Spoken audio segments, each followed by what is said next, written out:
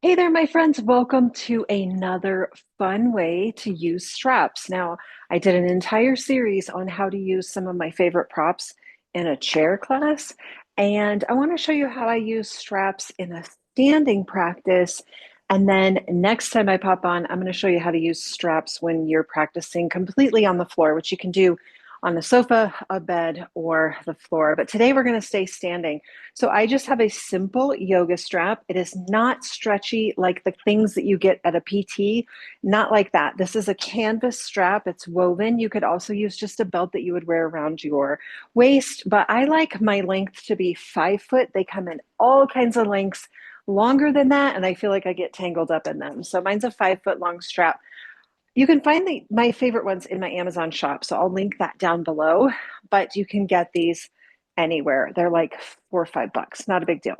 All right, first way I want to show you how to use a strap is we're going to think shoulder width. So we're all very different in our shapes and how we have shoulder distance apart. So yours might be a little bit wider than mine, but I'm going to take my strap and I'm going to have it shoulder width, and that's it to start. Now, I'm not super tight gripping. I'm just loosely taking the strap over my thumbs and then putting my hands around it. I'm not white knuckling this by any means. That's just going to cause some muscle fatigue. So I'm going to take the strap, drop my shoulders down my back, and I'm going to bring it up to shoulder height and then lower it. So as I do this, I'm keeping good alignment. Elbow crease, wrist, and shoulder are in one straight line. That's what we're looking for. We're going to do that one more time and then hold here. Now check it out. I'm just going to spin. So what this does by using the strap, it keeps your arms in the same height, which brings great alignment. That's what we're looking for. Long lines when we use straps. Okay, do you feel that? As you twist, you're going to pull a little bit, get a little deeper stretch. Now, keep your hands where they are, but bring your arms above your head. Now, we can certainly lift our arms above our head without the strap. Go ahead and lower it. But if we don't use a strap, we have a tendency to bring our arms up and they go into a Y shape, which is not a bad thing. But the strap really helps to keep us in alignment, elbows, shoulders, wrists in a line. Okay, so that's the first way I like to use a strap, just to keep those sharp lines.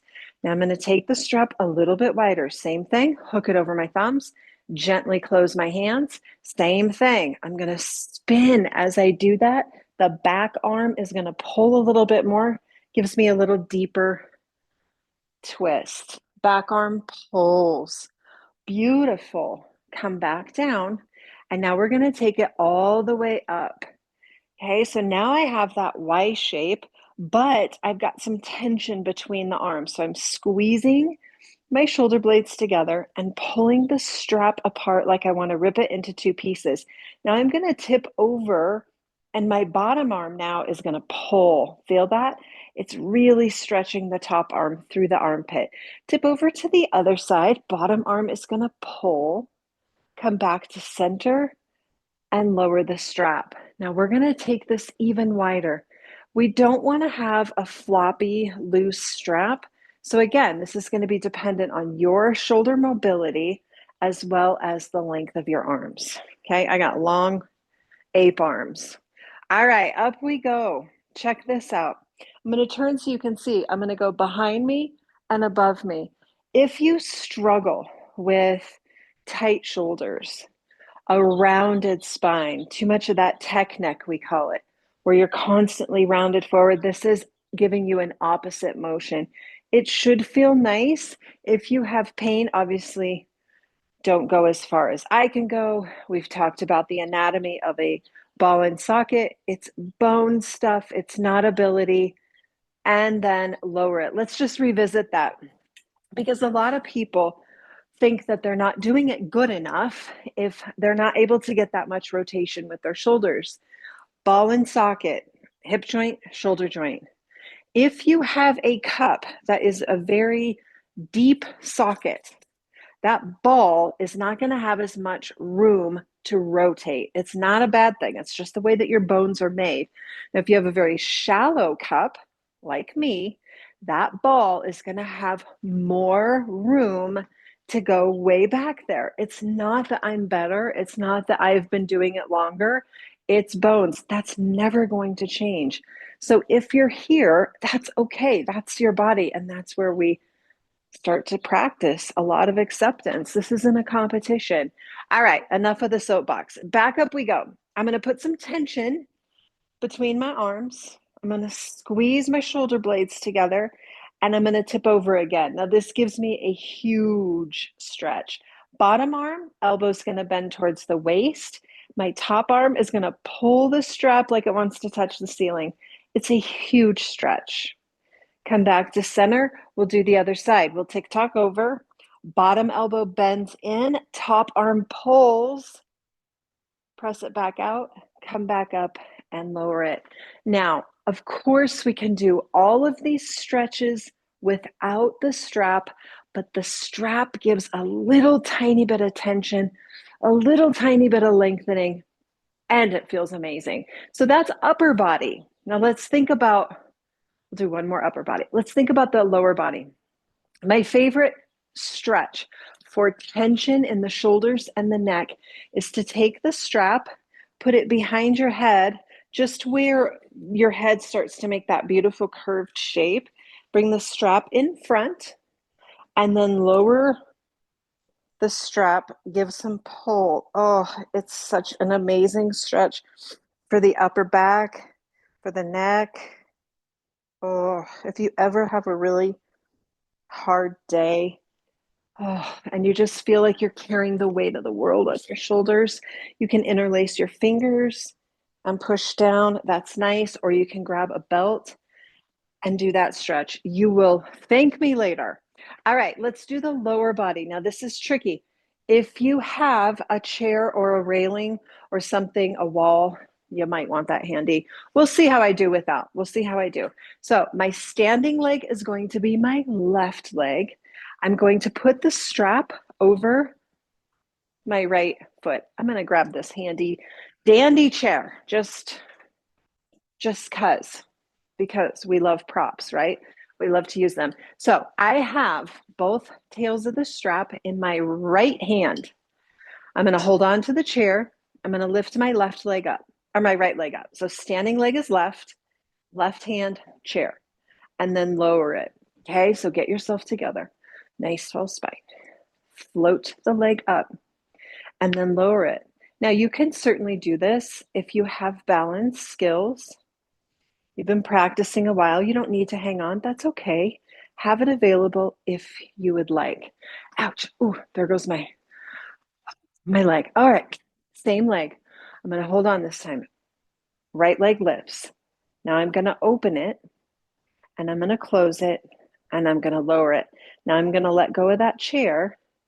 I'm going to open it and practice standing on one leg with my right leg open. Come back and lower it. All the strap does is it gives our body the tool to be able to do some of these standing balances where we want to have the extension of the leg. We have a tool, right? Don't think of straps or blocks or chairs as beginner stuff. It's a tool to enhance your practice. All right, I'm going to bend my knee. Strap is in the right hand. I'm going to open my leg. This is that gate pose, but in a standing variation. Straighten your right leg. Hold and breathe. Come back to center and lower it. How cool is that? It's really hard to do this straight leg stuff without a strap. I'll show you. I straighten it. I open it. My leg's not as high. It's really muscularly hard. Some people can take their first two fingers, put them between their toes. Not me anymore. And I'm okay with that. So I just use a strap to give me that same posture, that same shape that maybe in my younger years I was able to do with my fingers. Does it make me less than? Absolutely not. The thing that I've learned the most in these last 5 years is that aging is a wild ride. and that there are seasons for everything. I was out on a little walk this morning, and some young whippersnapper on a bicycle goes zooming by me. There was a season where that was me, where I was zooming up and down hills on a bicycle. That's not my season anymore. All right, other side. Lift, maybe hold here, and lower. No big deal, right? Lift and lower. As I lift that left leg, I'm getting a huge stretch underneath the hamstring that I would not necessarily be able to do without a strap. Now let's play with opening it. I'm not going to be able to open far because that's a season, but here I am. Come back and lower it.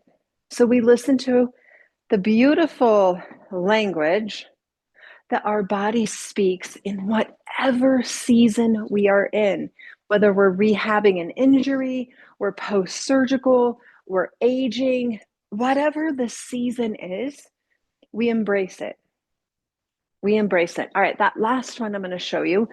We're going to pull the knee up, open the gate, maybe stand on one leg, maybe not. Straighten that leg, maybe stand on one leg, maybe not. Close it up and lower it. Now remember, using a tool like a strap or a chair or a railing or a wall or a block or a bolster enhances the sensation that our bodies feel.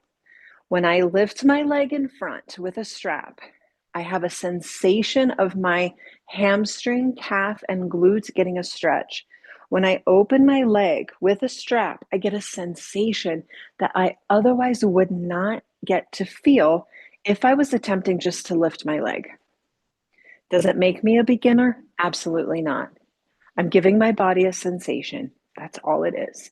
So that's how I use a strap in a standing practice. I'm going to show you how to use a strap on the floor coming up soon because it's a whole other sensation. All right, grab a belt, grab a strap. Don't use a stretchy one because if it snaps, it hurts. And give these a try and then tell me what you think about them. I think they're pretty cool. All right, thanks for watching. See you soon. Bye.